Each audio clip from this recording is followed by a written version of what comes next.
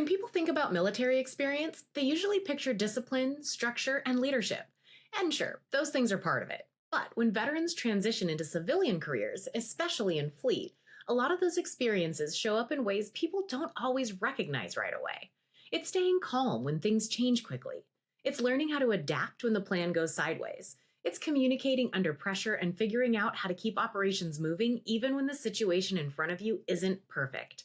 And for many veterans working in fleet today, those lessons still shape the way they approach the job every single day. So, for this episode of Shades of Fleet, we asked veterans across the fleet industry to talk about the transition from military service into fleet, the leadership lessons they still carry with them, and what they wish more people understood about that experience. Hi, I'm Fred Hilquith, Director of the PMO at Mike Albert Fleet Solutions. I served in the Air Force, and every role was critical, from pilots to maintenance to finance, and fleet management is much the same. It requires total synchronization across an organization to keep those vehicles mission ready. The goal is that we look at vehicle health, maintenance trends, and telematic information to proactively support the drivers. Because we know that if the fleet isn't optimized, the whole business slows down. Hey, my name is Jesse Ostovich. I'm a Fleet Success Manager with RTA, the Fleet Success Company. I served in the Army for 6 years, roughly. And I was a wheeled vehicle mechanic who transitioned into being an NCOIC of a motor pool prior to even exiting the Army as well. It was an awesome experience. Hello, everybody. My name is Nick McCauley. I'm the fleet manager for P1 Construction out of Lenexa, Kansas.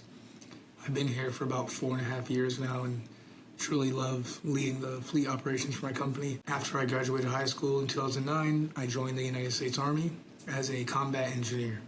So I was born and raised in Rhode Island and got sent off to Kansas, which was a bit of a shock for me, but I knew that I wanted to get this military experience before I started school, college, and it was one of the best decisions I've ever made. Hi, everybody. My name is Peter Egan.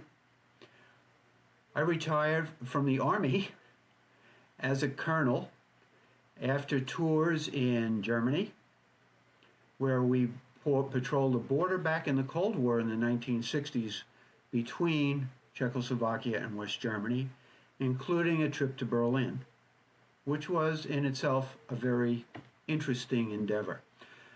After that, I was assigned to Vietnam, and I spent a year in Vietnam, including being present for the very interesting Tet Offensive, and returned stateside in late 1968.